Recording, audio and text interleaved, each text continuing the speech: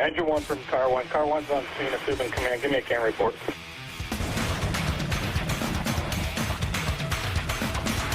And we're currently live. So 50th episode with the C.A.N report. I'm Mike Goldstein Stickers, and this is my wife, Krista Goldstein. Hi, everybody. Thanks for being on my show. I'm nervous. This is live, and this is 50th episode. So You're nervous. But I'm happy to be here. I'm happy to have my wife. She graciously accepted my invite. It took a lot of coaxing and begging, almost on my knees, to have you on the show. Had 49 episodes to get comfortable. Yes, yes. So thank you all for being a part of this. If it wasn't for you guys, this wouldn't be possible. I just want to give a shout out to this morning. I made a post about reflection, a post about being better and working on yourself and being humble. And this has taught me that. But that post I made was amazing to get that response that I got from you guys. I'm really, really proud of what we're doing. I'm proud of getting the message out. And I'm thankful for all you guys for giving me the support. And again, that post I made earlier today, that was just, it wasn't a bad day at work. It was a good day at work, but I learned a lot of things that I should be better at.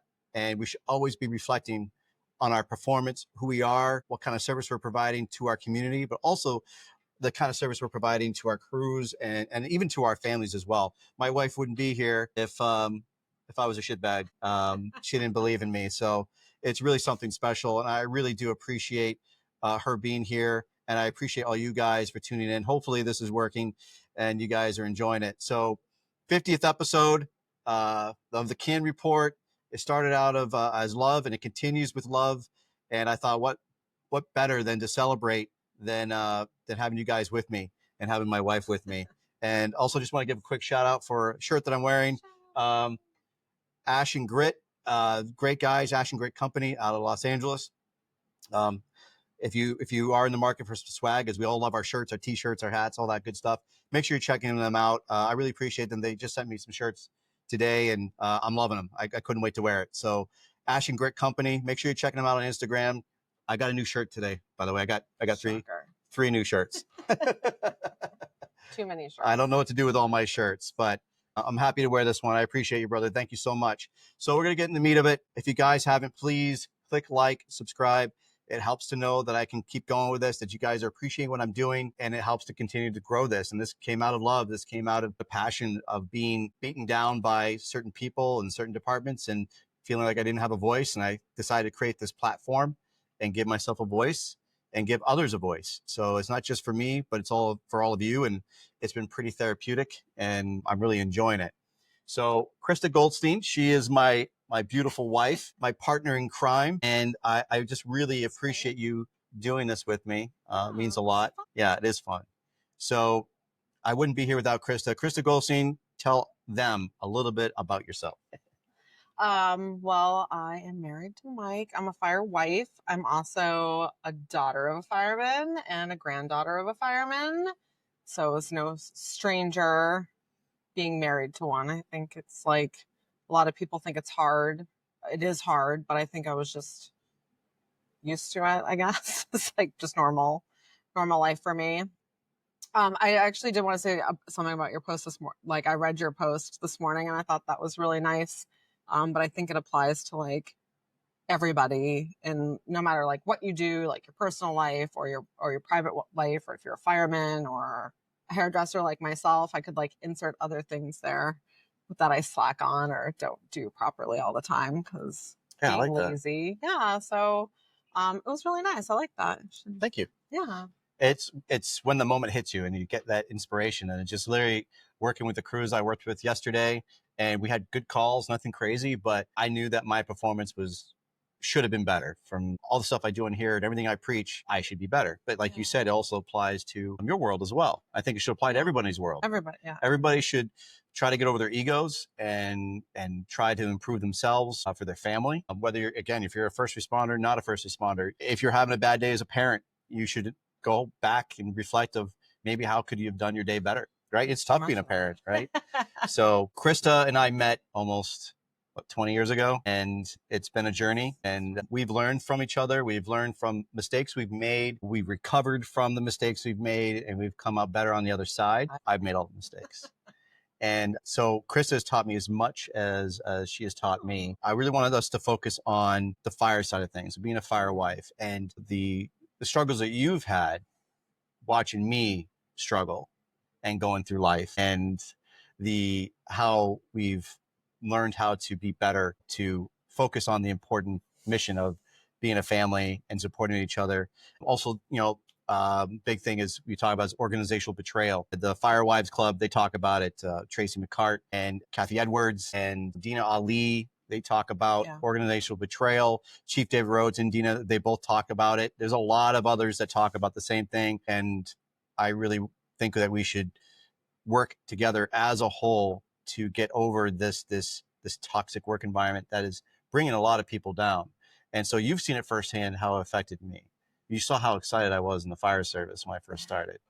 Well, I think the hard part is like when it's good and normal, it's hard anyways. And so then when you have a toxic work environment, it makes like an already hard situation unbearable almost. So at first it was like call firefighter, and it was like it's gone all the time.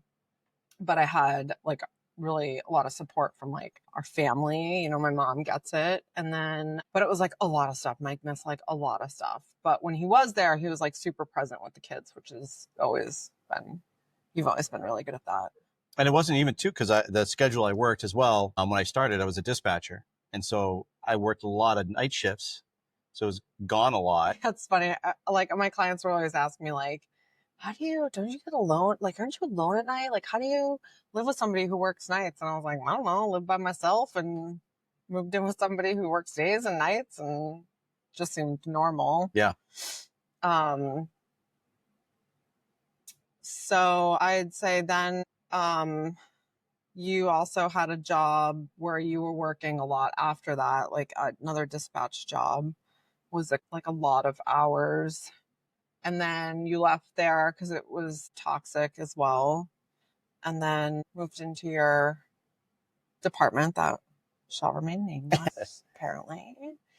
And that was like really hard for me to watch because Michael's a hard worker and he takes pride in what he does. And I just like the place that's supposed to be like a family for you was just like beating him down. And I think the harder part was watching him like second guess himself and not believe in himself, and coming home and like it was like ruled our lives essentially. Like it was so bad. And he was like this person I like felt like was not the same person I knew before.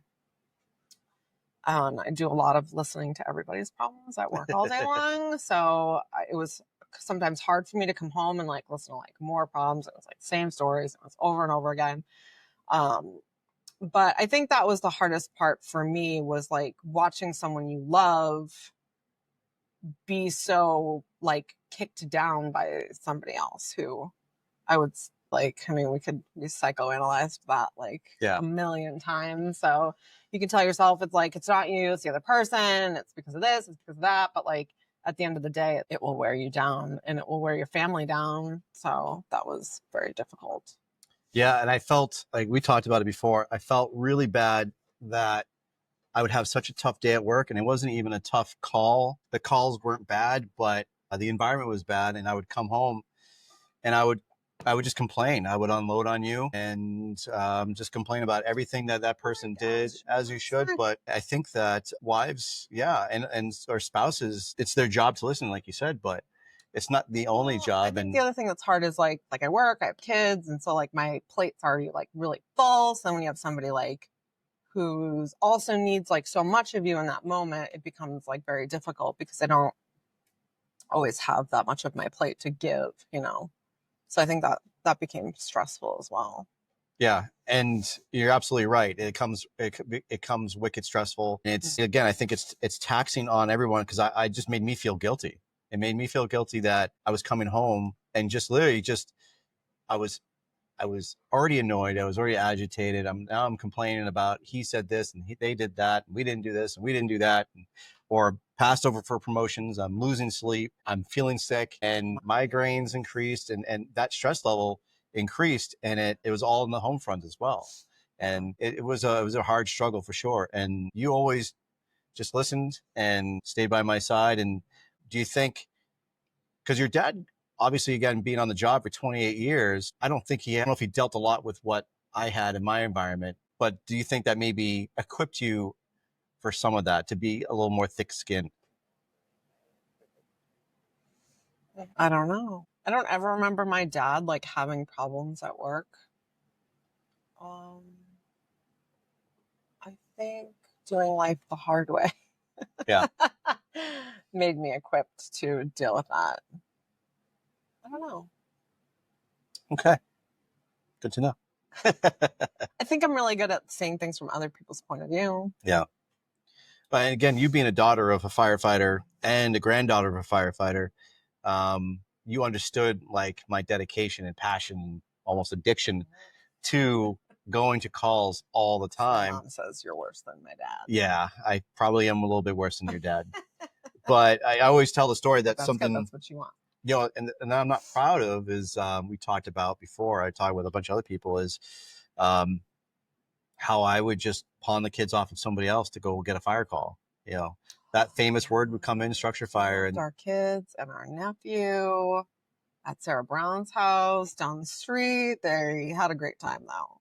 They had a great time, but you know, I miss birthdays. I remember, you know, again, what was it? The 13th birthday. We're going out to dinner as a family. The structure fire came in and we're about to leave. You know, the tones dropped and it says structure fire. I said, I'll be right back. And you were not happy with me. Yeah. Who doesn't want to eat at Greenleaf? Who doesn't want to eat at Greenleaf? But you want to catch a fire. And at the time, I didn't. Yeah. You were not happy. And reflecting on it, I missed a lot of things that we could have done as a family for not just, I wouldn't say the department that didn't care, but it's really the one person that didn't care. And looking back, I did so much sacrificing for somebody who didn't care whether you were sacrificing or not. And because he flat, I would tell you, like, if you didn't want to do it, you didn't have to. I didn't make you. You know, and again, I would come home and again, I did a great job. I was proud of what we did. And then I was immediately pissed off because he would crap all over us about what we did wrong, or, you know, he didn't care if we were tired, you need to go to work. And it's your fault that you signed up to do that job. Yeah. And I think when you're so passionate and you're giving 110% and you're missing family stuff and it's like not ever, you feel like it's never paying off. Like it's never, I want to say rewarded because I don't think that's what anyone's really looking for in the job, but look at that. Like, to be thanked or to have like your boss talk to you about like the call in general or the aspect of like missing things with your family. I think that eventually then why would someone want to continue to work for somebody like that? That's the hard struggle right there. Why do you want to continue? And you're a driving force of me changing departments and moving on and realizing that I was better than that. And that I needed to change my environment because that was not. Yeah. So the funny part now is Michael comes home and he's like, oh my God, my boss told me I did a good job today. And I was like, well, of course your boss told you did a good job today. Like you are a good worker. And it's always funny to me that you're so shocked or surprised when you're like, I got a good review or they want me to do this or do that. And I think that it's fun to watch because it's almost like rediscovering yourself. Like, that's a great way to put it. I think you're absolutely right. Rediscovering yourself, that I now have this new lease on life and that I don't have to complain all the time about the person that I'm coming home with, again, being proud and coming home. It's not all about accolades and, you know, getting the pats on the back, but when you have a good shift, it's nice for someone to say, hey, yeah, like good shift. Now it's like stories about like working together with your other coworkers, or I don't know, it could just be like cooking dinners.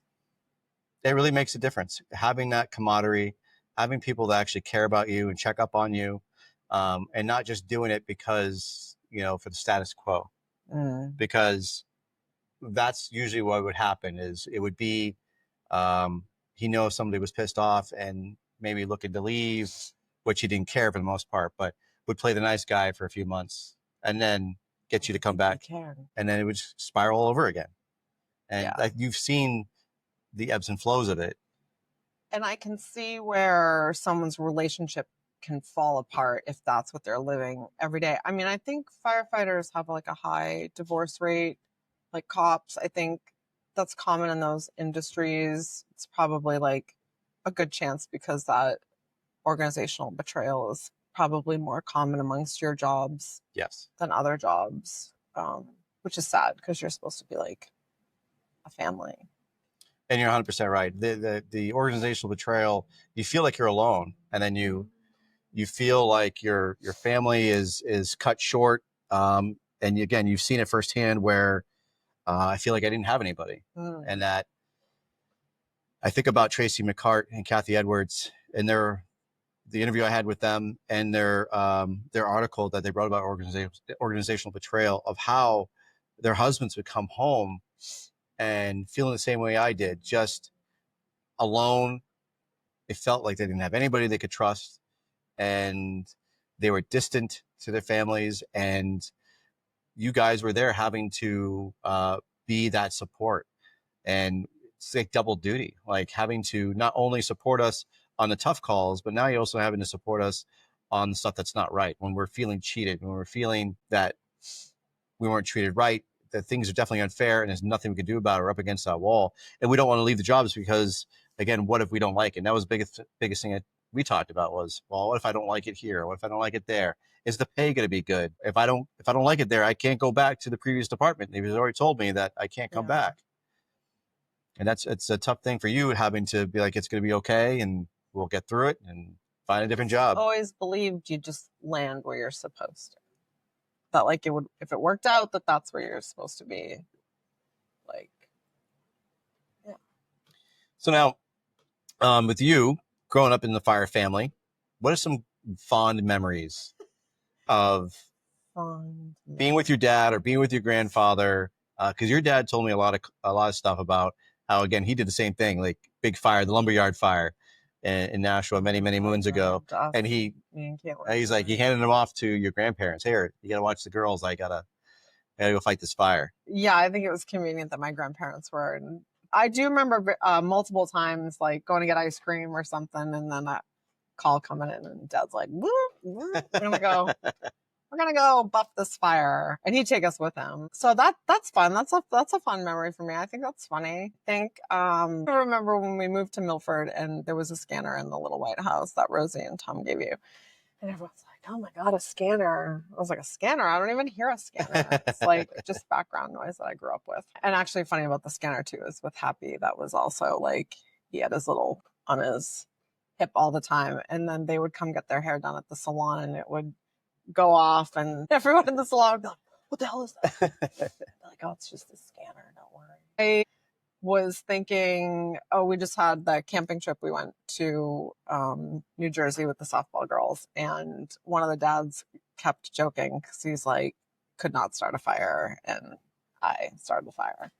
And he kept joking about how I was a little firebug and liked to play with fire. But it was really funny because growing up we had camp, and my dad was like what was it? I don't know. It was probably like it was a pretty large cardboard box he took, and he like filled it full of pine needles and leaves, and he's like, "We're gonna learn about fire behavior today," and lit it on fire inside, and then was like cutting holes in it, like why you break windows and what that does to the smoke and the fire. It was pretty funny. Probably not many kids do. No. And you got to do a lot of stuff though too. Like he took you to some live burn trainings. You got to put on the gear. I did. I thought about being a firefighter for a while. I trained to take the CPAT test with my dad. We used to like to work out together a lot. I did get to go to the dump, the Nashua training grounds. Mm-hmm. Yeah, the smoke building. I get to put on all the equipment, feel my way around in the smoky building, go on the lat high. You got to do things that a lot of kids didn't get to do when they're younger. And what's nice is seeing that happen with Quinn. Yeah, I was going to say, I did not go to Explorers. I don't know if that was, I'm surprised my dad didn't make us do that. But that was pretty neat that Quinn, our daughter, we have twins, and she's into right now the fire service. She's done the Explorer program 2 years in a row. And in right now for it. She's got her fire t-shirts on. She got to go to her live fire in New Ipswich, and really, really happy to see her get that bug and to want to be a part of it and just do more. And it's just cool because your father, I could see how excited he is and hear all those stories and, living vicariously through her and through me. And also we have his other son-in-law, Chuck, my best friend, Chuck. We're both in the fire service. So he gets to live through all those stages that he did it. And Right. I think that's really fun. Sister and I laugh that my dad forced them to become firemen, forced his son-in-laws to become firemen. Greatest job in the world.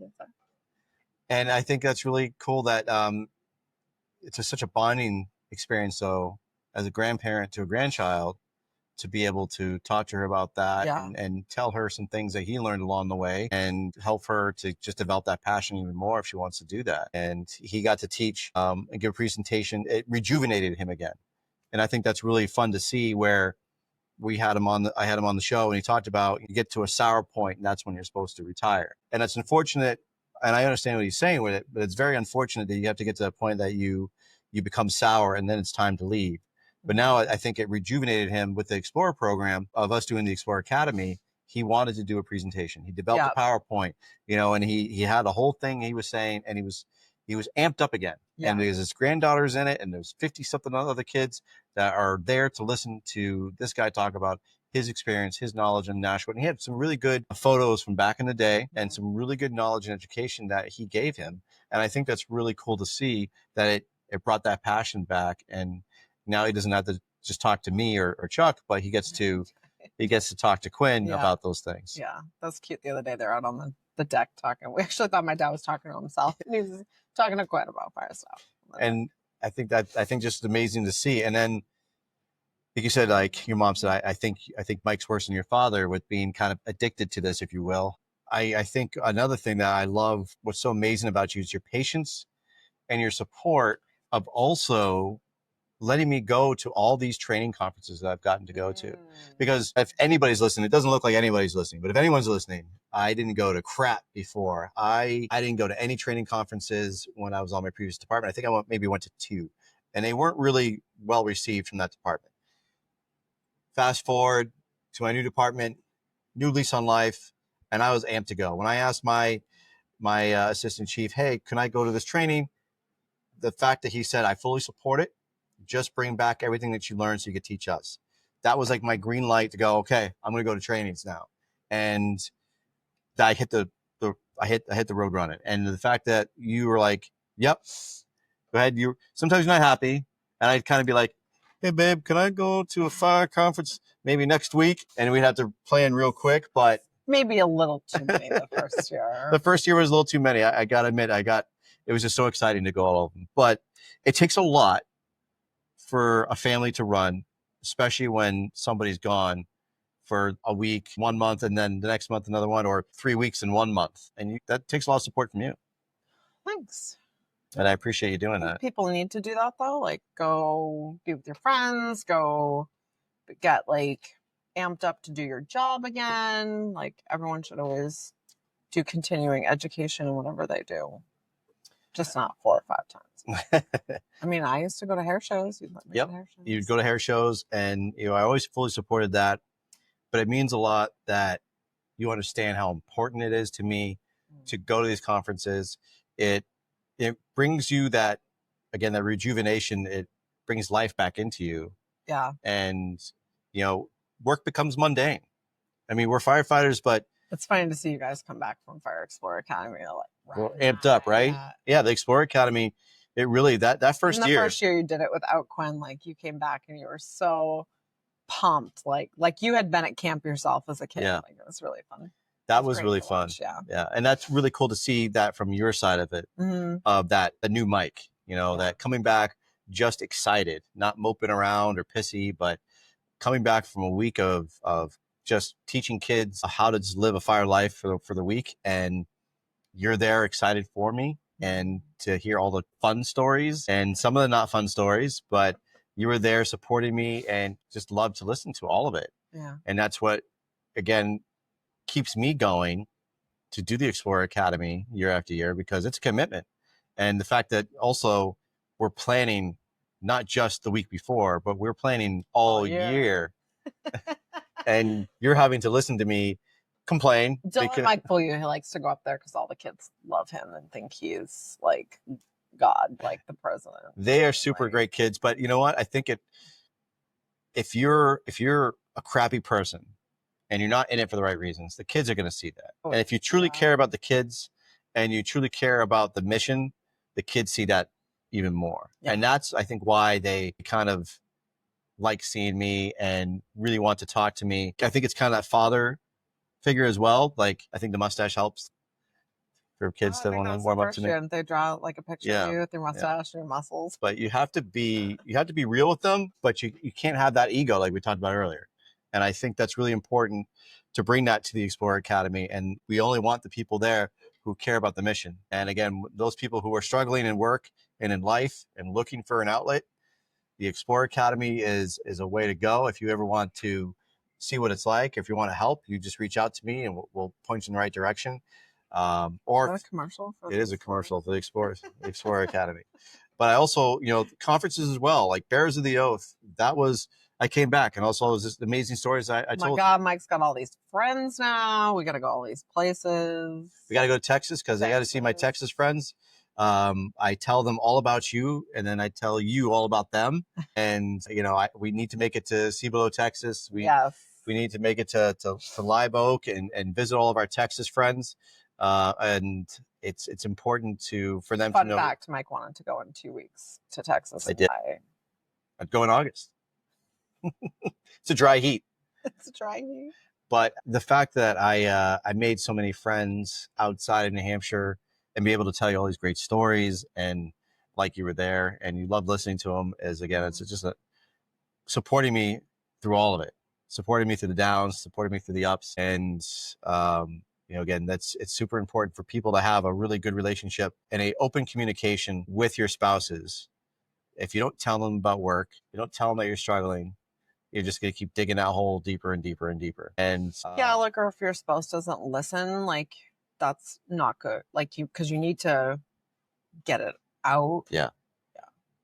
And that's really important. And there's also outlets as well for wives specifically to talk to other spouses. There's, again, the Fire Wives Club. I really like to promote them because they've gotten together. They've created a great core group of women that are there to help other spouses who are struggling. They're at conferences like County Fire Tactics. When you go to County Fire Tactics, one of the reasons why I do love that conference, not only just for the incredible information that is there and all the instructors and networking, but that it's also family oriented. Bring your wife, bring your kids, hang out at the pool, go to the beach, get discounted drinks, get discounted food, and they do a spouse track. Yeah. And you can hang out, and everybody hangs out at the beach or at the pool and gets together. And then there's a spouse track where it's just about the spouses. They can talk about what's going on, talk about how to get over things, numbers to give. They build a whole connection for wives to have a support group.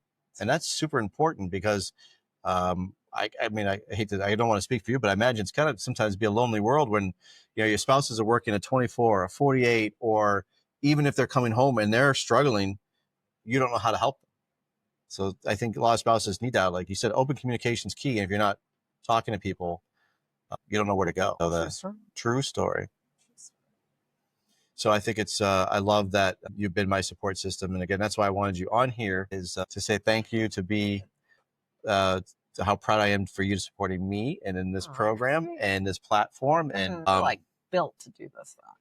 It's been great, babe. Yeah. And I don't know who's listening, if anyone is or not, but you got to grab a strong woman like that, because when you're struggling and you need someone the most, it's your family. And I've said it before and I always say it again, like, work is work. It's always going to be there. The fire service is not going anywhere. The doors will keep opening. The trucks will roll out the door and they'll go on the next call, and they're going to do it without you. And if you spend your whole time at work, working your 96 hours, working all the overtime, the money's great, but then you're missing all those things. Yeah. And you can't get back. And I did that a lot when I was on my previous department. I was always working. I felt like I could not leave. I had to be there. I felt guilty for leaving work more than feeling guilty for not being there on vacations. I felt guilty not being at work because I felt like I was going to get ridiculed for taking vacation. I felt like I was going to get made fun of or get a guilt trip because I took another vacation or took another day off. And that is funny because at your now department, like Mike takes more time off than he ever has ever since I've known him because he's like comfortable to take time off. Because So I know the feel place will continue to run without me. yeah. And that they promote that. Like, if you want to take time off, you've earned it.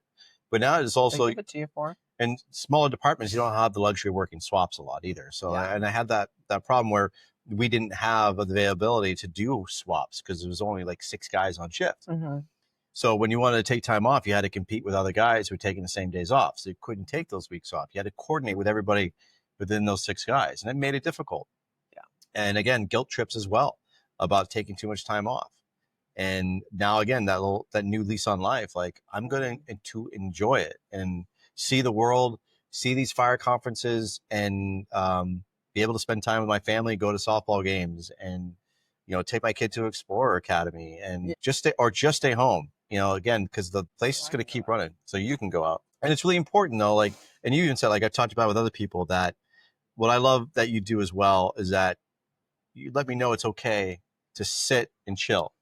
Like I don't have to be constantly feeling guilty because I'm not mowing the lawn, or I didn't vacuum the floor, or I came home either working at 24, but it was a tough 24 or a tough 48. Send that same grace to me. Yeah. Same time. But it's that working relationship. And I know day off and not do anything. We're constantly like that moving forward. It's like we always feel like we have to be on the go. The house looks like shit no matter what. So like it's true. It's true.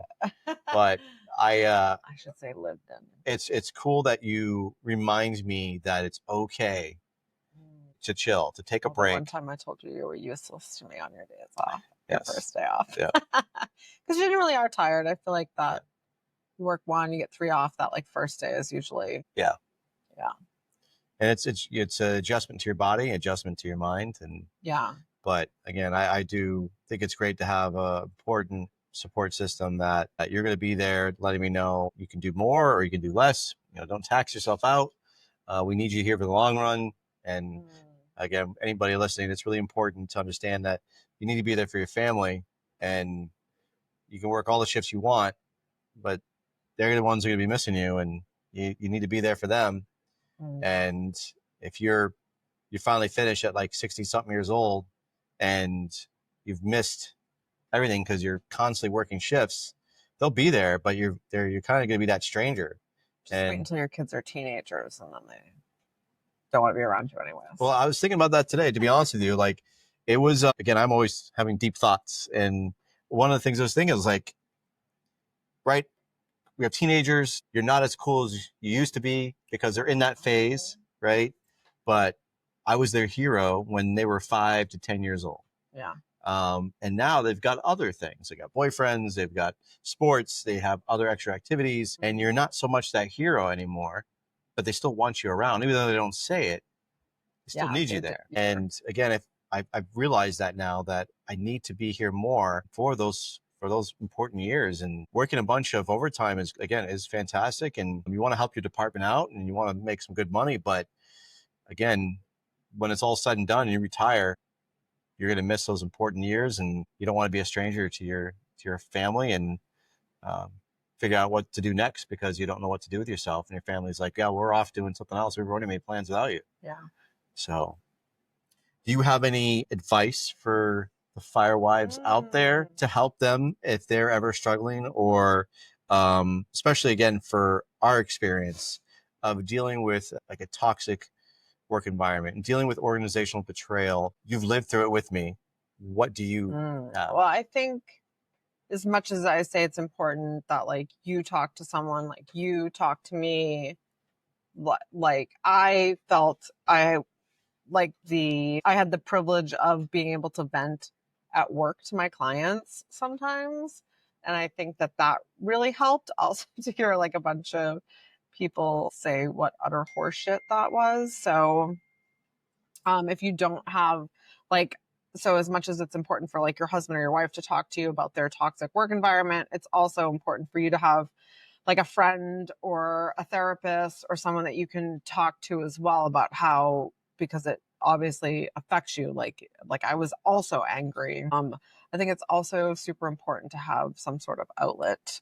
I like to work out. I like to craft. I like to read. I like to go to the beach. And I think all those things are important to do for yourself, just like Mike needed his things to do for himself. Um, and then I think the other thing that is, I mean, maybe not important, but that I think that like we are really good at, that helped us, is that like we're really good at setting goals and working together to accomplish them, no matter like how long it might take. Yeah, I agree. Yeah. I think setting goals is really, really important. And I think that the open line of communication is key. And you nailed it, is that you have to make sure you're talking with each other. You have to make Yeah. sure that you're being real with your spouse. And the guys, the same thing, is that it's a two-way street. You keep saying everything's just fine. You don't have the open line of communication. I need to make sure that that I'm talking to you. And it's tough. It's tough when you have those hard calls, or there's just tough days of dealing with people that just want to drag you down, and you don't want to talk about it. You get agitated and annoyed by any questions. And I think what you said, especially for wives, is just keep it open, setting goals, and being real with each other. Yeah. We get some shout out here. Look at that. We got Paul Conway. We got some people here. Lone Star Bomberos, Alejandro, Daily Refinery. We actually got some people in here. Ash and Grit. How you doing? Thank you guys for everybody for tuning in. Hooks it, New Hampshire, Hooks it Fire. What's going on, everybody? I appreciate you guys for tuning in. It means a lot to me. I appreciate you guys supporting us and doing this. And I'm trying to figure out how to actually go through this and look at questions and messages, but I'm still trying to figure that whole thing out. But I really appreciate you guys logging in and giving your input and understanding that it's important for us to talk together as a team and being there for each other. Like Krista, actually, you said it again, there's a high divorce rate with spouses within the fire service and police and EMS. And it's a stressful world.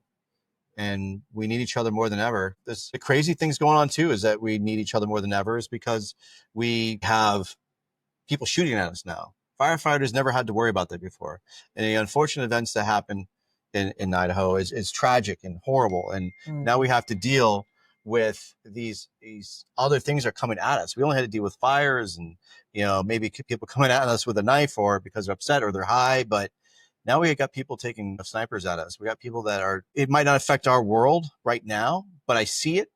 And it's in the back of our head now. Yeah, it's just like another layer of stress. Like and then high level stress. You throw on either a boss that doesn't care about you and doesn't care about that stress, because we're all stressed. Honestly, like we all act like we're cool on the outside, but sometimes we're that duck on the water. Where everything's calm and cool, but underneath those legs are kicking a lot because we're just trying to stay afloat and we're trying to figure out as we're rolling. And when you have people that aren't there to support you, it just adds that pile on. Yeah. When you have like a high stress job, and then you have like your sleep isn't regular, which is also another stress on you. So it's like all the things that are just regular about your job are already like elevated stress. So like no one really needs bullshit from your job just adding more stress. I really think that's why like you guys have a higher cancer rate. I don't know if it's so much chemicals. It's like stress. Stress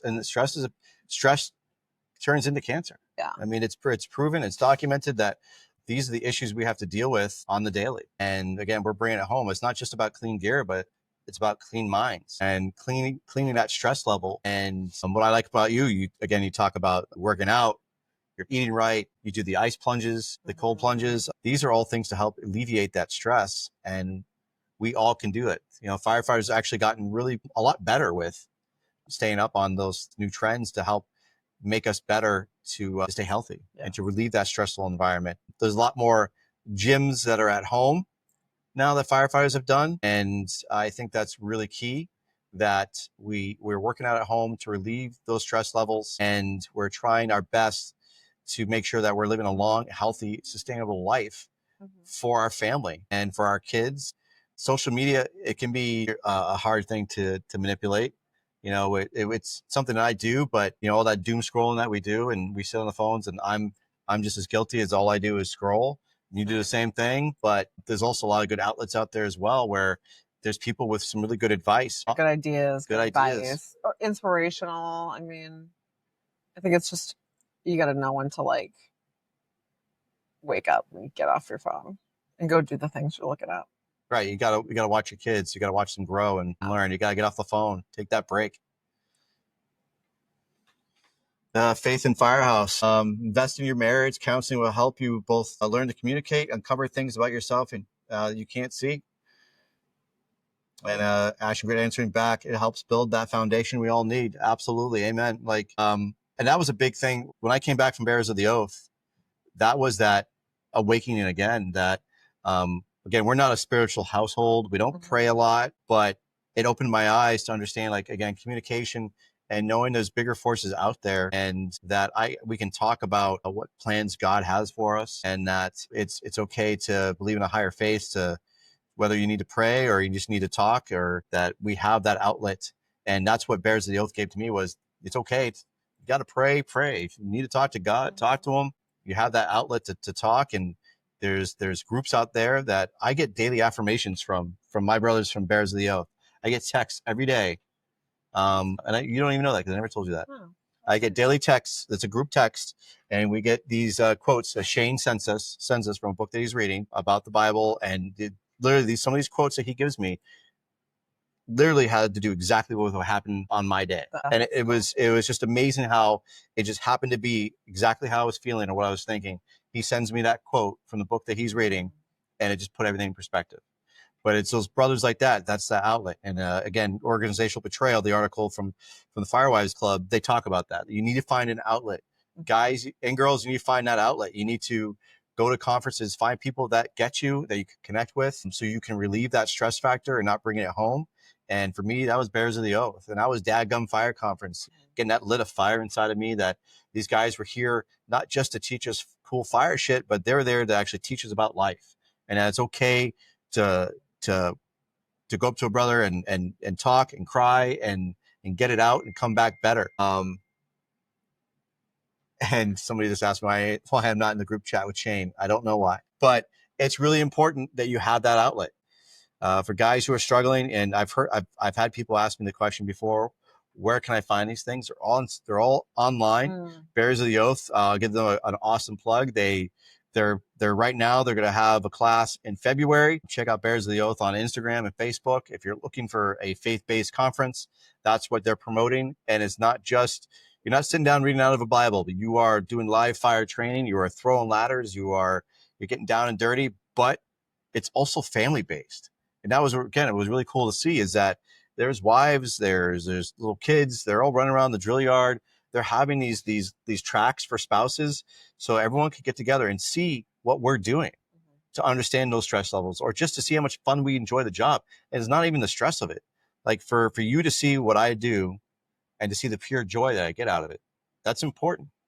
And I love that they opened their doors to families, and Daggum Fire Conference did the same thing. They opened up their doors, kids and wives around the fire grounds, and just seeing with the guys, just having fun, throwing ladders, forcing doors, getting smoked out, coming out smiling, and then seeing our kids there watching what we're doing. Again, talking about the hero status, like there's nothing better than seeing your kid standing there as you come out of a live burn training. Yeah, right? I mean, that's smoke behind you, fire going on. Like, that's some superhero stuff. And For sure. A lot of kids don't get that. And it's cool to see wives and spouses support their significant others to do that, because that means a lot. And Bears of the Oath is in Georgia.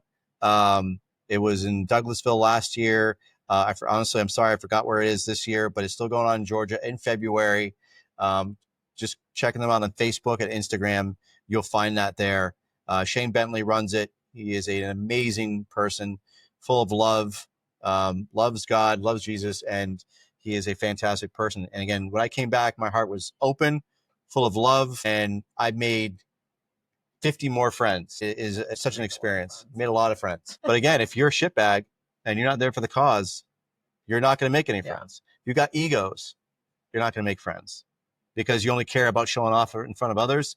It's not going to make any friends. You're just going to look like a showboat, and they'll be like, well, I can't teach this guy anything because He already knows everything. You got to One come of the into group. these conferences humble. Huh? So it's always one in the There's group. always one in the group. You got to come to these conferences humble. You got to go to these conferences ready to learn and ready to work hard. And a lot of people ask me what they're like. You got to be physically fit and physically prepared to do this as well. These conferences are no joke. So when you're actually doing this stuff, again, you're in gear, you're working out hard, and there's some workouts thrown in too if you want to do them. They're not going to force you to do things you don't want to do, but you're there to learn, to grow.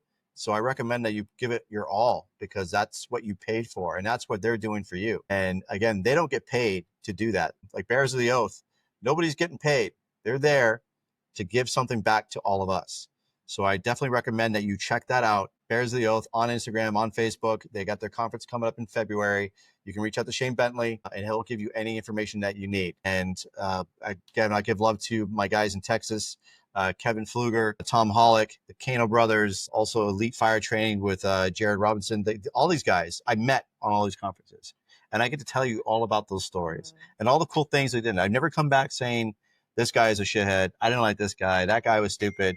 I learned so much. Eric Hewitts is texting me. Is it a bad time to schedule a hen demo? Never. Let me know, man. We'll get a hen demo set up for you, bro. You just let me know. Get your hen demos on. But honestly, we'll even talk about that. The fact that I hate to ramble, but because I got you here and it's live. But the fact is that I took on another responsibility and taking on job collector. I'm a job collector, and I think everybody in the fire service really is.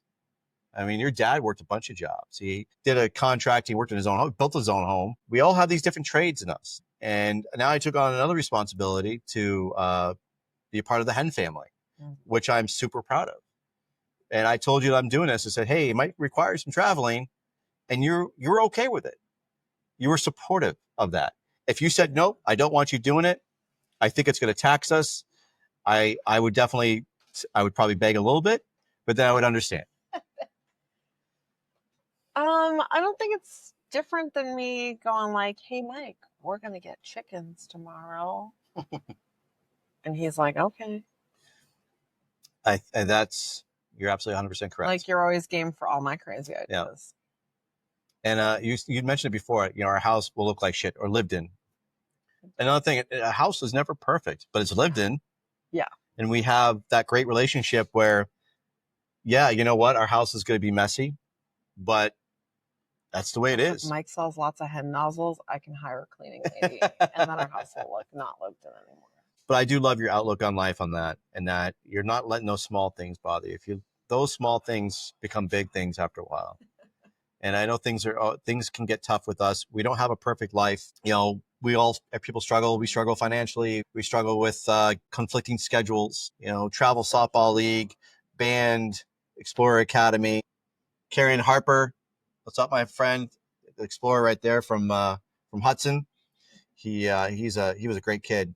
And if any of my explorers are watching, my cadets are watching, thank you so much for a great week. Thank you so much for letting us be a part of it. You guys did all the work. We're just there.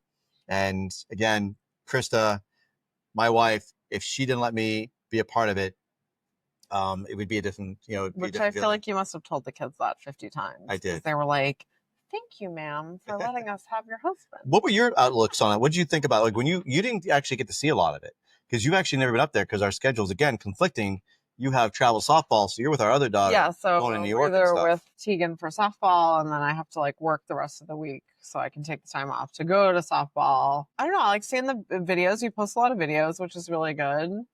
They wished me happy birthday this year. That was so fun. That was cool. I did enjoy coming up this year, though, and to bring you something and getting to see the kids all oogle over Michael. It was so funny. Tegan referred to them as stray cats following you around. They were a lot of fun. Yeah, got to see Quinn's dorm and all the kids and where they hang out, and a lot of people that help out and make the whole week possible, which is really fun. How did you think Quinn was when she came back from the Oh my God, she's kind of aloof a lot of the time. So when she came back from this, she was like you could see a spark in her eye. She was just more peppy. Yeah.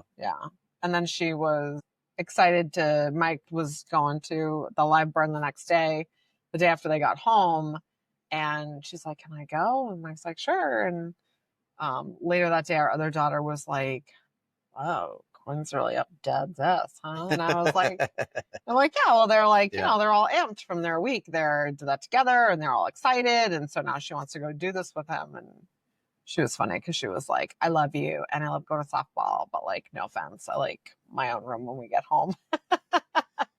But that's good. She told me that. I think that's full circle goes back to our communication line. Like, so I also do know that like when we come home, like she needs her own space. I also need my own space so we can kind of like go decompress. But Quinn definitely was like full on, like, let's go do some more, Yeah. you know? Yeah. Yeah. She had fun that day. She came back from that day. And she learned a lot. Pumped too. Sorry, Mr. Harper, you are from Salisbury. My bad. And you are on fire, sir. And I thought it was really cool. She learned a lot from Ken Fluger. Actually, a lot of those kids did. And honestly, it was cool to have that outside education come in. It was very beneficial. When she was at the library and training, she talked about exhaust. She talked about inlets. She talked about neutral planes. And these are things that normal kids don't normally would know or talk about. Yeah. But she absorbed all that. And she got to go inside, see the fire behavior. And she talked about that with our BC Thomas Beaumont, who was there with his other department, and she was talking about all this fire science. Yeah. And he was amazed that she was talking about these things. And he's like, he walked out of that building with her, and he said, she's talking about neutral planes and exhaust and intakes. I said, because she just learned it. And then my dad didn't know what neutral plane was. Right. Because it's funny. And I said to your dad, like back in the day, that was something he really didn't know or talk about. Yeah. You know, 30 plus years ago, that wasn't really a thing that they talked about. Yeah. They just opened up the door and go on in. Daughter. And now our daughter can tell her grandfather about what she learned and the science behind it, because we've gotten more science and data driven, which is fantastic. And again, support from you, it all comes back to that. It comes back to spouses understanding that, you know, there's certain things we would love to do and have passion and to do them. And we have to have those real talks. Can I do it or can I not do it? Do we have the schedule to do it? Do we have the money to do it? And those are those open, real world conversations we have to have. And again, my biggest thing is the 50th episode that I have right now is all because of you.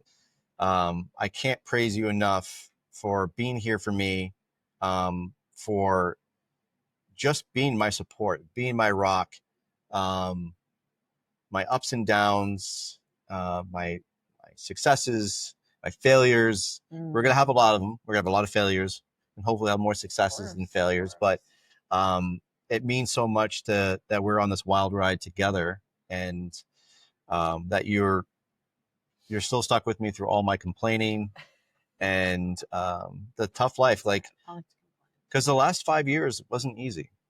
No, it was not. But I think that if you think that life is all easy and sunshine and rainbows, you're like super delusional. Yeah. Because I think the good moments come after those low moments. Right. It's the small victories. And it's kind of like you got to like ride the wave when it's good, because it's like gonna crash again and you're gonna have to go through stuff. But I think all that stuff makes us like, it's our relationship always better, like on the other end. Yeah. I love you, babe. I love you. You have anything for our family out there? Our family, our big family that is watching right now. Again, this took a lot for me to coax her. This, again, it was a lot of begging and saying it's gonna be a lot of fun. You're gonna like it. But for you, do you have anything advice wise or anything else? I don't know. We talked about a lot of stuff already. You did. I think most importantly, if you are a fire wife, you must love mowing the lawn. Absolutely. You must like doing yard work, snow blowing the driveway. Yeah, you're right. You're not wrong. I mean, man, I felt so guilty when I'm on shift. I like doing that stuff. But not everybody likes to do that. And the fact that you do it without complaining, except when you can't start something. You can't start the lawnmower, or you can't start the snowblower. You're texting me. I can't start this friggin' thing. I don't know what's wrong with it. And I got to walk her through it, or just tell her to leave it. I'll get it when I'm coming home. But, you know, those are the things that we sign up for that unfortunately we can't be home to do it. We can hire somebody to take care of it for us, or maybe someone would be nice enough to do it for free. But you always kick in and step up when that stuff needs to get done. And it just shows you how independent you are And I always feel so comfortable that I know that if the lawn needs to be mowed or you got a shovel or snow blow, you're there. You'll do it, and it gets done. And I think that goes a lot with your dad, though, too. He's taught you some real world skills Yeah. of just I think getting shit also when done. you're a team, like there's also days that like I come home from work and like, well, let's not get crazy. My Carly cooks, but like you will have like clean the bathroom or like vacuum the house and like do or mow the lawn or whatever. But that like also when you're home and I'm away, like you get those things done as well. Yeah. So like divide and conquer. Divide and conquer, teamwork. It pays a lot. Makes dream work. Teamwork makes the dream work. So thank you, babe, for doing that, for being on this. And I keep trying to figure out how to get the messages on Facebook, but I totally screwing that up. But our first time going live, so stuff's going to happen. But I appreciate you guys for being a part of this. It means a lot. We got a lot more episodes coming up. I have a bunch in the queue. I've got more lined up. And honestly, I want to thank everybody out there for being a part of this. You all are my family. This whole support group has been fantastic. And again, the reason why I started this was feeling down, was feeling depressed, and I felt like I couldn't talk to anybody. And so when people ask me, Mike, why did you do this? Like, why did you start up a podcast? Because there's so many out there, and they're all such amazing podcasts out there. But mine was out of the sole purpose of feeling repressed, feeling like I didn't have a voice. And since it is my 50th episode, I'll go into a little story just real quick. Is that what really sparked it for me? And Krista, you were there for it. It was a pretty upsetting moment. Was when I had left my department and I made a post that I shared a post from Dina Ali and David Rose about workplace PTSD. I had shared a post because now I said I can now tell my story. And when I said that, I made a post. My post was then printed and then given to certain members of that department. And my words were used against me.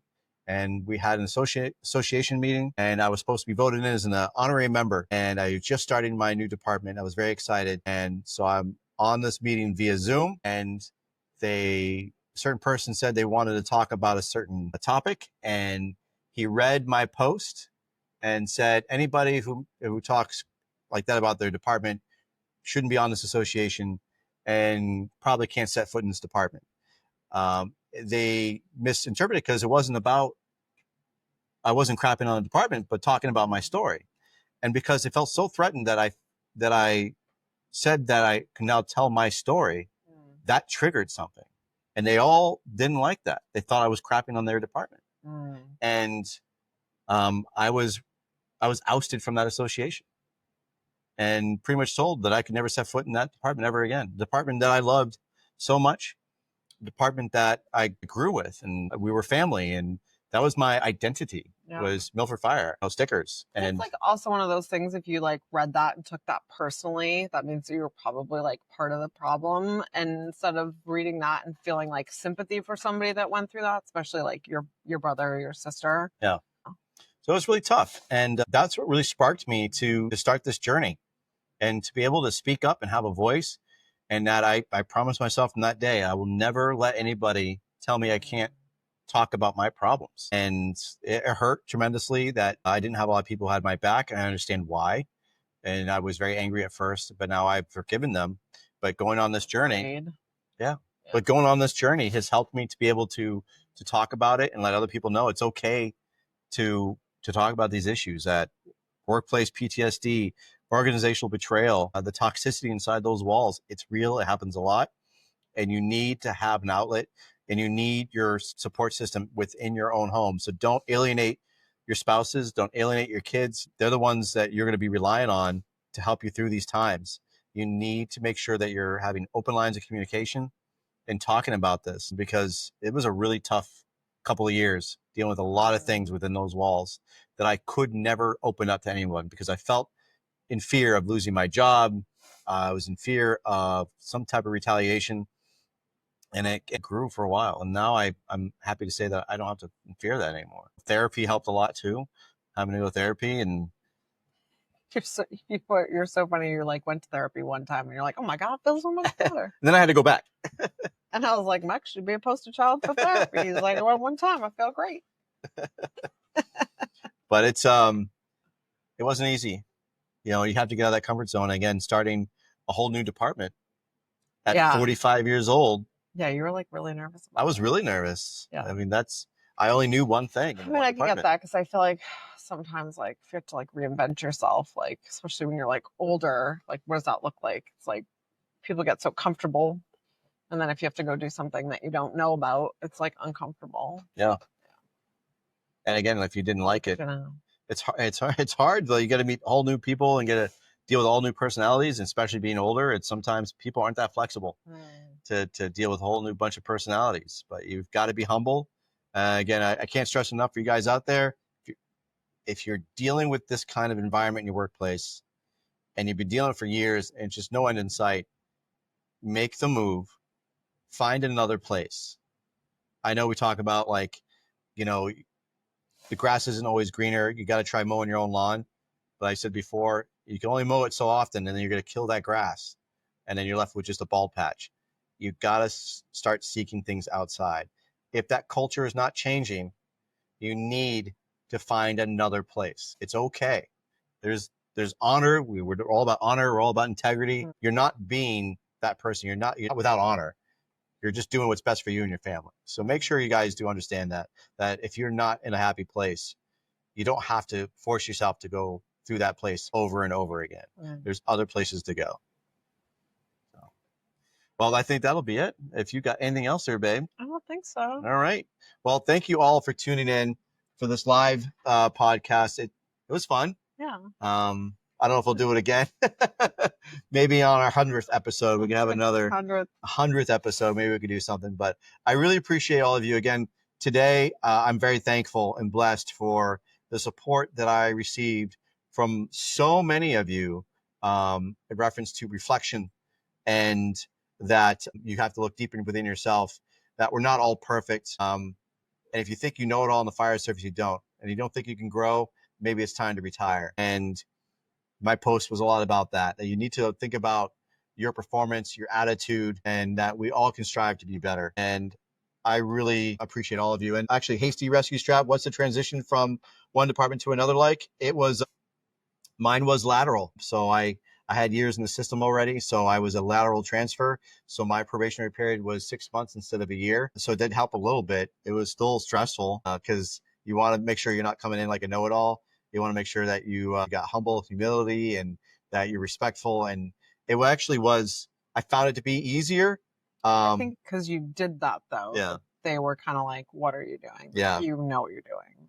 And yeah, it wasn't like another academy. It was all lateral. And I think that really helped. I knew I needed to do chores. I knew that I needed to pick up that broom. I knew that I needed to know my trucks inside and out. Oh, but that's fine. Those are your posts that I like the most, like keeping the firehouse, like making the coffee, and they're cleaning the bath. You're like always cleaning the bathroom. Always cleaning bathrooms. And I enjoy those little things. Honestly, I really do enjoy the chores that we do. It makes you realize, or it makes you remember why you're here. And honestly, it's that quiet time. I think that's when I had those reflection moments, is when it's that quiet moment after my shift or before my shift, whether I'm doing chores or cleaning the truck. Those are those special moments. Physically housekeeping and mental health. But it's that pride thing. And that's for me, is like when I'm cleaning the toilet, that toilet's never going to be like super clean, but it's still that effort that you have in pride in your station, that you're doing your very best to keep it. Like you're not too good to clean the toilet. Nobody should feel like I'm too good to do it, or I have 20 years on, I don't have to clean the toilet anymore. Yeah. Again, it's at that point, get out of there. The toilet. And Hank says laterals are pretty much unheard of here. Most departments start from the bottom, no matter how much time.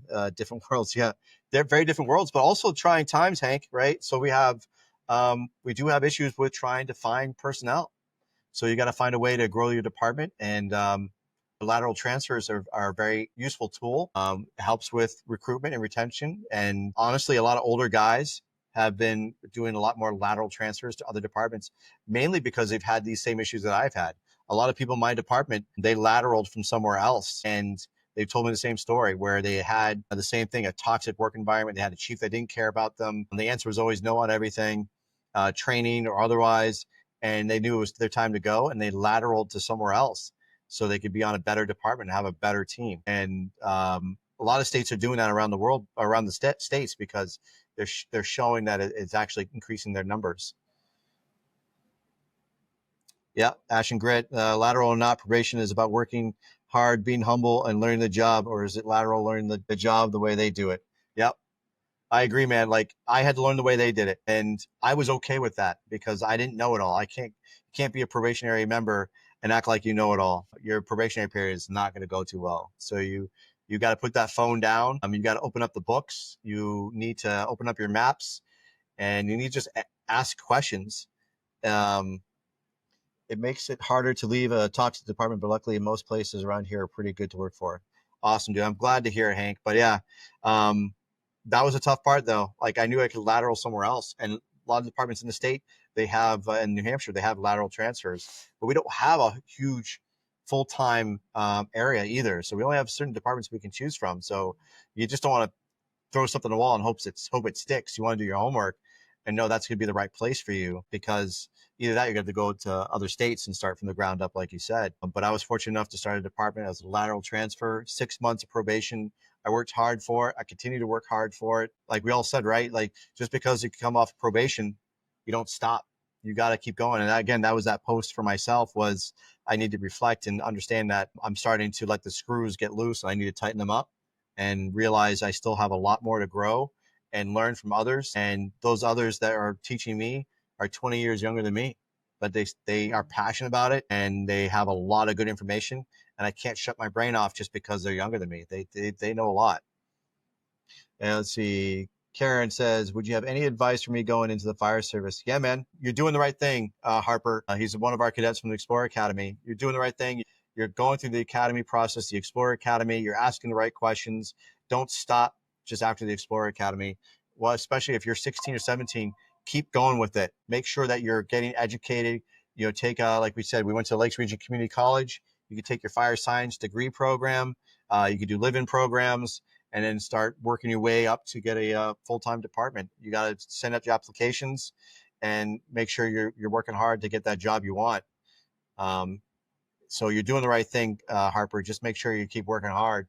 And when it comes to the oral board process, making sure you know about that department. And when they ask you the important question of why did you pick this department? Why do you want to be on such and such department?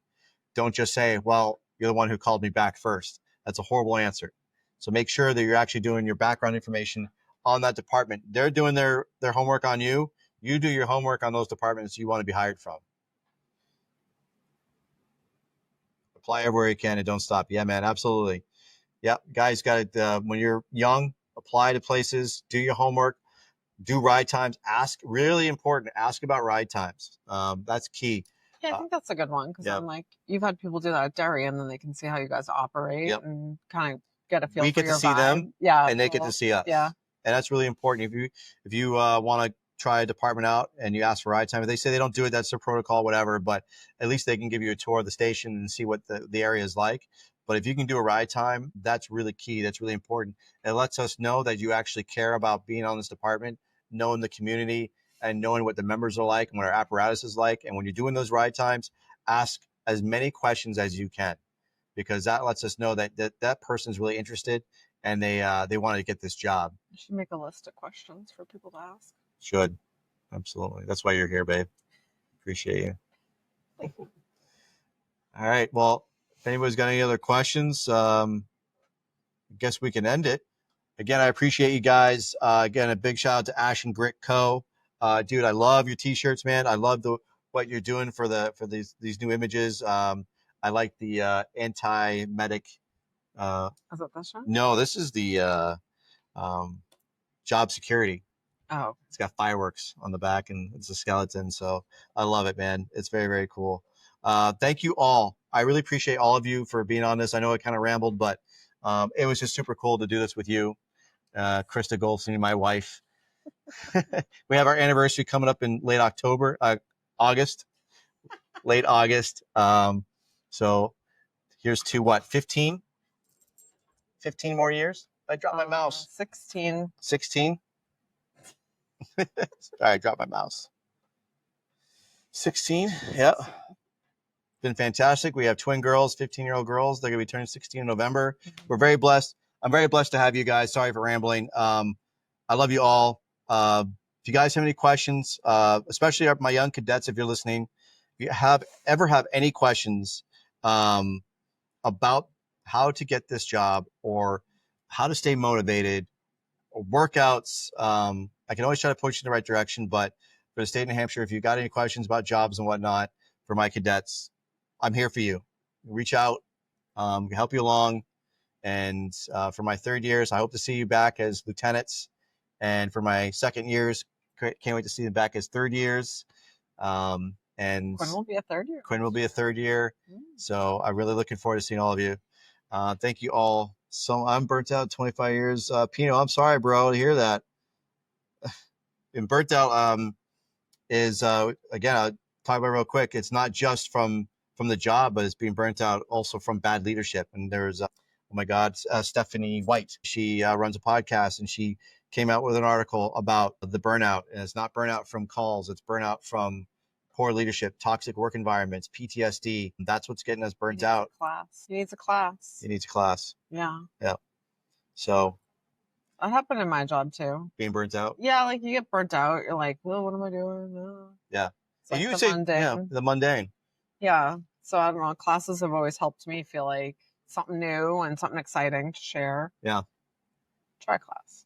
And CC Pino, if you ever need help, if you need a direction, I can help. I'll try to help you the best I can. We have Next Rung that I love to promote. I have the card right here. Next Rung, they're awesome dudes. Their numbers are here. If anybody's ever needing to talk, I talk about them a lot. They're doing great things for us. So if you're feeling like you need to talk to somebody there, CC Pino, make sure you reach out. And if you need to message me, you can privately, and we can see what we can do for you and get the help you need, or just literally just vent. That's what we're here for. And Mr. Harper, I'm going back as a lieutenant next year. All right, man, I appreciate it. I love it. Can't wait to see you back next year. All right. Next Rung. Yes, sir. Pino, Next Rung. Blake Stennett, Charlie Brown. They're a great group of people. Faith, family, service, mindset. Let's see if I can get you that QR code. There you go.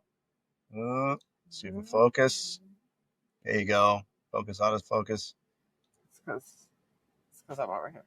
Next Rung. So make sure you guys, if you do need help, they're online, Instagram, Facebook, all over the place. So make sure you are checking them out if you need help. They're helping a lot of people. They've helped a ton of people. So really appreciate those guys. So, all right, folks, I appreciate you. Appreciate you being here. I love you. Thanks for being on the show.